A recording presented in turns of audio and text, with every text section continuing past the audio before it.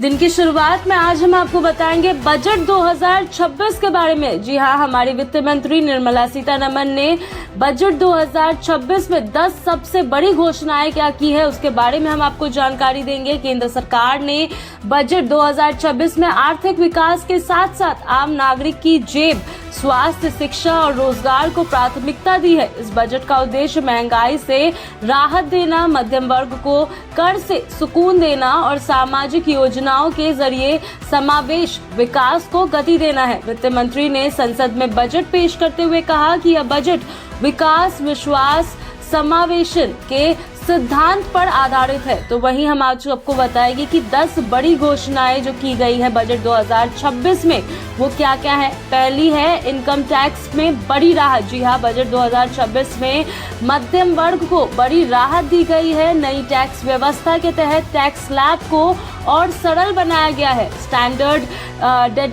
Deduction बढ़ाया गया है जिससे नौकरी पेशा लोगों की टैक्स देनदारी कम होगी। सरकार का लक्ष्य करदाताओं पर बोझ घटाकर खपत बढ़ाना है। तो वहीं दूसरी सबसे बड़ी ऐलान की गई है स्वास्थ्य बजट पर। सरकार ने स्वास्थ्य क्षेत्र के लिए बजट में उल्लेखनीय वृद्धि की है। सरकारी अस्पतालों में सुविधाएं बढ़ाई जाएंगी। ग्रामीण और शहरी क्षेत्रों में नए मेडिकल कॉलेज खोले जाएंगे। तो वहीं आयुष्मान भारत योजना का दायरा बढ़ाकर अधिक परिवारों को कवर किया जाएगा। इसका सीधा लाभ गरीब और मध्यम वर्ग को मिलने वाला है। जो तीसरा सबसे बड़ा ऐलान किया गया है वो है शिक्षा सेक्टर को लेकर।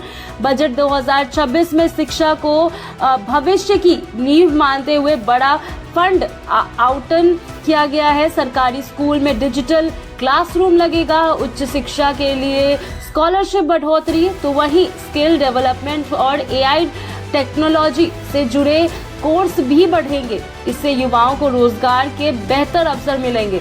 तो वहीं चौथी ऐलान जो की गई है वो है किसानों के लिए। किसानों की आय बढ़ाने के लिए कई अहम कदम उठाए गए हैं। पहली है पीएम किसान सम्मान निधि की राशि में बढ़ोतरी।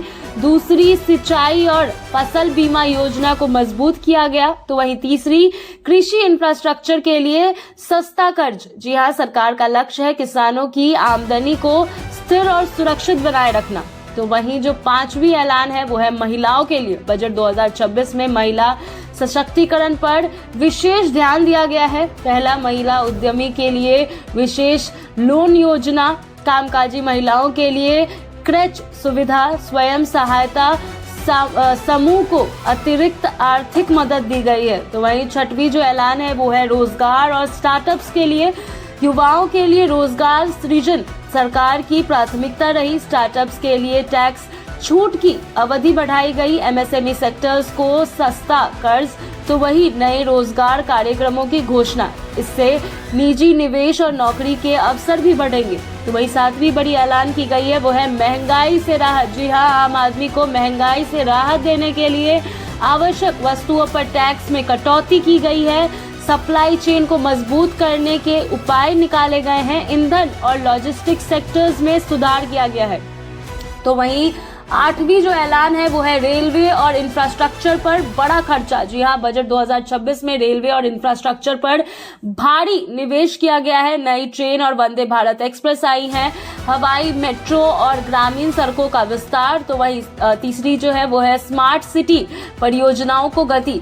तो नौवीं जो ऐलान है वो है डिजिटल इंडिया और टेक्नोलॉजी के ऊपर में। डिजिटल इंडिया को आगे बढ़ाने के लिए सरकारी सेवाओं का डिजिटलकरण किया गया है। साइबर सुरक्षा पर विशेष फंड। एआई और सेमीकंडक्टर सेक्टर्स में निवेश। तो वहीं आखिरी और 10वीं सबसे बड़ी ऐलान की गई थी वो है आम आदमी के लिए सामाजिक सुरक्षा। जी हाँ, सरकार ने सामाजिक सुरक्षा योजना को और मजबूत किया है। बुजुर्गों के लिए पेंशन में सुधार, गरीब परिवार के लिए सब्सिडी योजना। तो वहीं आखिरी स्वास्थ्य और बीमा कवर का विस्तार। बजट 2026 में कुल मिलाकर आम आदमी केंद्रित बजट कहा जा सकता है। टैक्स राहत, बेहतर स्वास्थ्य, शिक्षा सुविधाएं, रोजगार के अवसर और किसानों, महिलाओं के लिए योजनाएं इस बजट की सबसे बड़ी खासियत है। सरकार का दावा है कि यह बजट भारत को तेज विकास की राह पर ले जाने के साथ साथ हर वर्ग को साथ लेकर चलेगा।